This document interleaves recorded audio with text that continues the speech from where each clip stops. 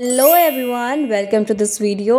तो इस वीडियो में आज हम लोग करने जा रहे हैं the Mughal school of art, जो कि आपकी 12th क्लास की फाइन आर्ट्स के सिलेबस में है। और अगर आप लोग चाहते हो इस स्कूल के बारे में हर एक छोटी से छोटी डिटेल को जानना, इसमें जो रूलर्स आई थी उनका क्या नाम था, उन्होंने क्या काम किए थे, then make sure to watch this video till the end, क्योंकि मैंने इस वीडियो में हर एक डिटेल को समझाया है।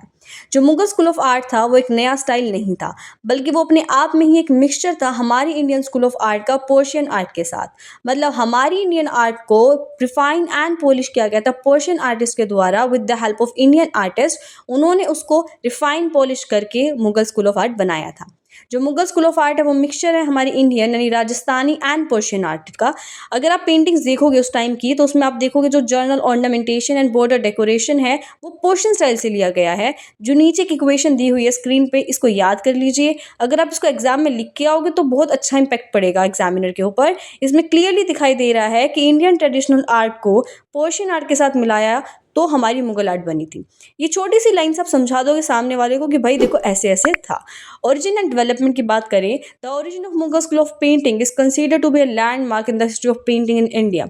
एक नया कल्चर पेंटिंग का जो डेवलप हुआ था मुगल रूलर्स के अंदर, इसका जो ये अपने पीक पर 15th सेंचुरी के अंदर पहुंचे थे। Timur gave due regard and importance to the artist in his court. Behzad were the best artist among all the painters of that time.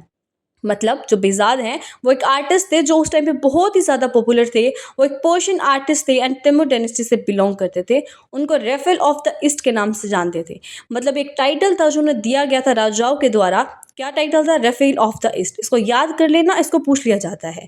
उसके बाद देखिए, Timur dynasty was the origin of Mughal period. जो बाबर थे तिमुर dynasty से, तिमुर family से जो बाबर थे, उन्होंने मुगल एम्पायर को एस्टेब्लिश किया था इंडिया के अंदर। Babur was not only a brave soldier and able commander, बल्कि उनको पेंटिंग्स भी काफ़ी ज़्यादा पसंद थी। लेकिन वो उस टाइम पे युद्ध में लगे रहते थे, इसलिए उनकी मृत्यु थोड़ी जल्दी हो गई थी एंड वो पेंटिंग्स पे ज़्यादा फोकस नहीं कर पाए थे। उसके बाद उनके बेटे हुमायूं आए थे, जिनको पेंटिंग में इंटरेस्ट था, काफ़ी ज़्यादा उनको भी इंटरेस्ट था, और वो भी युद्ध में लगे रहते थे। उन्होंने अपने टाइम पे एक पेंटिंग दास्ताई आमिर हमजा को शुरू करवाया था, जिसको अकबर के टाइम पे जा करके पूरा किया गया था। उनके पास दो फेमस आर्टिस्ट थे जिनको वो काबुल से लेकर के आए थे, जिनका नाम था मीर सैयद अली एंड ख्वाजा अब्दुस्समाद, जो बेहजाद स्कूल ऑफ आर्ट से थे।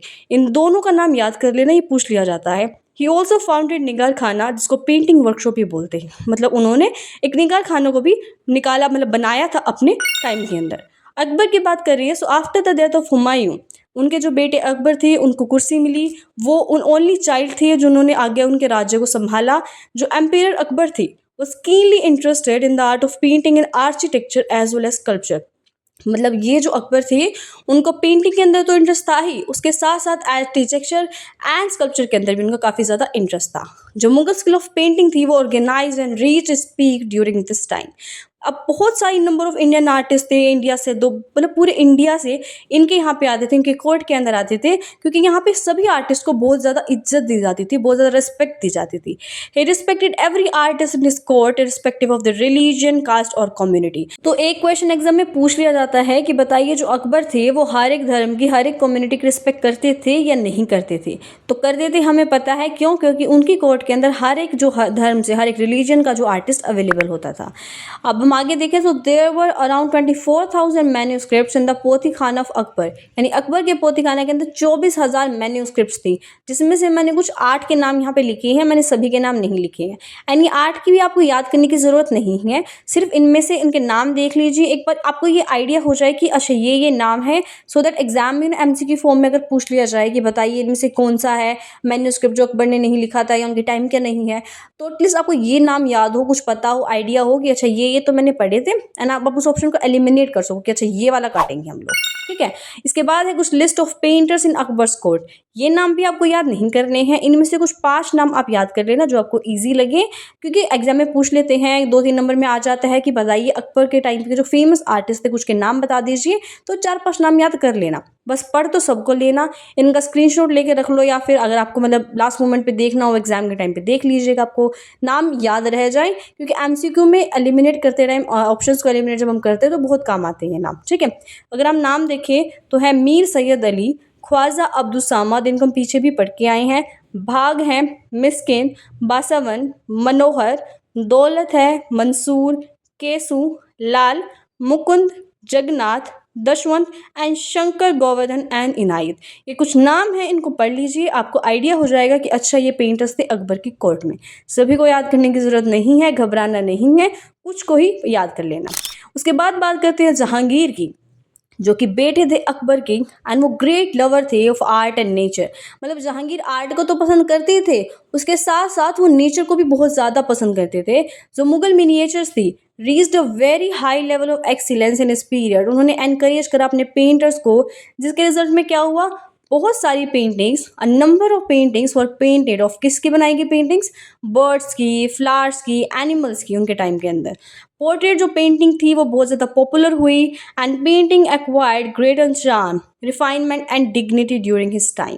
इसके बाद हम देखें फेमस आर्टिस्ट यानी फेमस पेंटर जहांगीर के टाइम के, तो कुछ नोन नाम स्क्रीन पे आप देख सकते हो। अगेन इनको भी सभी को याद करने की ज़रूरत नहीं है, कुछ 4 या 5 नाम को याद कर लीजिए, बाकी सबको एक बार नज़रों में से निकाल लीजिए कि अच्छा ये नाम है।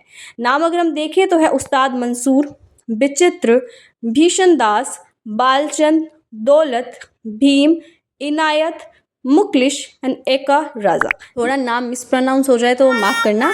तो अब बात करते हैं शाहजहाँ की। So after the death of Jahangir, Shahjahan become the empire of the Mughal empire in 1628। Jahangir की डेथ के बाद जो शाहजहाँ थे वो राजा बन गए थे मुगल एम्पायर के, लेकिन he did not patronise painting like his father. मतलब अपने पिता की तरह उन्होंने पेंटिंग को नहीं चलाया।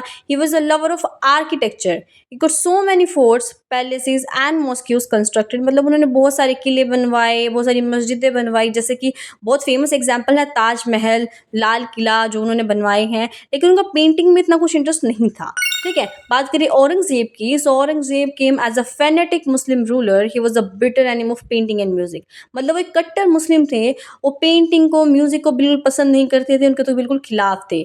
फिर जब ये आए थे, औरंगजेब जी का टाइम आया था, तो उस टाइम पे जो आर्टिस्ट थे वो अपने आप को बचाने के लिए कुछ भाग गए थे, कुछ लोग जो है पहाड़ों की तरफ चले गए थे, जहाँ पर जाकर के उन्होंने पहाड़ी स्कूल ऑफ आर्ट को बनाया था।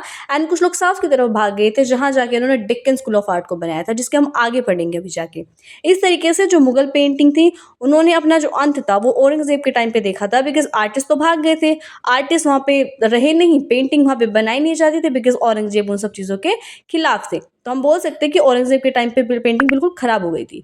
बहादुर शाह जफर की बात करें, so during the period of Bahadur Shah there was revival of Mughal painting after the neglect shown by Aurangzeb. मतलब औरंगजेब ने जो नेग्लेक्शन दिखाई थी उसके बाद मुगल पेंटिंग को एक तरह से रिवाइवल दिया गया था, किसके द्वारा, बहादुर शाह जफर के द्वारा।